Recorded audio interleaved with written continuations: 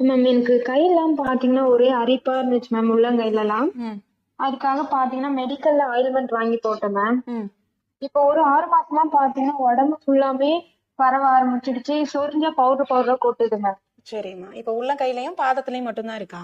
ஆமா மேம். இல்ல மேம், பாதத்துக்கு மேல கால் வரைக்கும் வருது மேம் படர்ந்துட்டு. சரிம்மா. இப்போ இதுக்கு மெடிசின்ஸ் ஏதாவது எடுத்துட்டு இருக்கீங்களா? இல்ல மேம், மெடிக்கல்ல தான் மேம் ஆயில்மெண்ட் வாங்கி போட்டுட்டு இருக்கேன் மேம். எவ்வளவு நாளா ஆயின்மெண்ட் வாங்கி போட்டுட்டு இருக்கீங்க? நான் ஒரு 6 மந்தாவே போட்டுட்டு இருக்கேன் மேம். சரிம்மா. நீங்க பேட்சஸ்க்கு ஆயின்மெண்ட் போடுறது உங்களுக்கு நிரந்தரமான தீர்வே கிடையாது. நீங்க ஆயின்மெண்ட் போட்டீங்கன்னா அப்போதைக்கு உங்களுக்கு அரிப்பு குறையிற மாதிரி இருக்கும். மறுபடியும் கொஞ்ச நேரத்துல அதே ட்ரைனஸ் வந்து வரதான் செய்யும். நம்மளுடைய மூலிகை மருந்துகள்ல உள் மருந்துகளா நீங்க எடுத்துக்கும் போதுதான், உள்ள இருக்கக்கூடிய கழிவுகளை வெளியேற்றிட்டு உள் மருந்துகள் எடுத்துக்கும் போதுதான் அது போய் உங்களுக்கு ஸ்கின்ல சேர ஆரம்பிக்கும். எந்த இடத்துல பாதிப்பு இருக்கோ அந்த இடத்துல போய் சேர ஆரம்பிக்கும். இதோட சேர்ந்து லிவரை பூஸ்ட் பண்ற மாதிரி, நம்மளுடைய கல்லீரலை பூஸ்ட் பண்ற மாதிரியான மருந்துகளும் கொடுத்தாதான் உங்களுக்கு மருந்து நல்லா வேலை செய்ய ஆரம்பிக்கும். சீக்கிரம் அந்த பிரச்சனை வந்து சால்வ் ஆகும். இதுதான் நம்மளுடைய ஆர்ஜிஆர் மருத்துவமனையில பார்த்துட்டு இருக்கோம், பண்ணிட்டு இருக்கோம். உங்களுக்கு அங்கதான் இருக்கு, காலில், உள்ளங்காலில், பாதத்துல, காலுக்கு மேல் பகுதியில, இந்த மாதிரி கொஞ்சம் கொஞ்சம் இடங்கள்ல தான் இருக்கு. ட்ரைனஸ் தான் இப்போதைக்கு அதிகமா இருக்கு.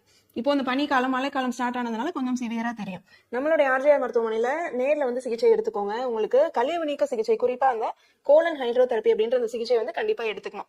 இந்த சிகிச்சை எடுத்துக்கும் போது நீங்க சின்ன வயதுல இருந்து சாப்பிட்ட கழிவுகள் உங்களுக்கு அந்த பெருங்குடல் பகுதிகளில் தேங்கி இருக்கிறது உங்களுக்கு முழுமையா வெளியேற்றிடும். இந்த மாதிரி வெளியேற்றும் போது அதுவே உங்களுக்கு உள்ள இருக்கக்கூடிய டாக்ஸின்ஸை முழுமையா வந்து வெளியேற்றி கொடுத்துரும். அரிப்பு அதிலே உங்களுக்கு 70% குறைய ஆரம்பிச்சிடும். அதுக்கப்புறம் நம்ம கொடுக்கக்கூடிய மருந்துகள், நீங்க இப்போ மாத்திரைகள் எடுத்துக்கிறீங்க, கிரீம் போட்டுட்டு இருக்கீங்க பாத்தீங்களா, அதை விட டபுள் எஃபெக்டா இருக்கும் உங்களுக்கு. நீங்க மாத்திரை சாப்பிட்டா 2 நாள்ல உங்களுக்கு அரிப்பு எல்லாம் நிக்க ஆரம்பிச்சிடும். அரிப்பு நின்றுச்சுனால நீங்க சொரிய மாட்டீங்க. ஒரு இடத்துல இருந்து இன்னொரு இடத்துக்கு அந்த பேச்சஸ் பரவாது. உடம்புல இன்னொரு இடத்துக்கு பரவுது அப்படின்னாலே நீங்க சொரிஞ்சுட்டே இருக்கீங்க, உங்களுடைய கையில இருந்து தான் இன்னொரு இடத்துக்கு பரவுதுன்றதை புரிஞ்சுக்கணும்.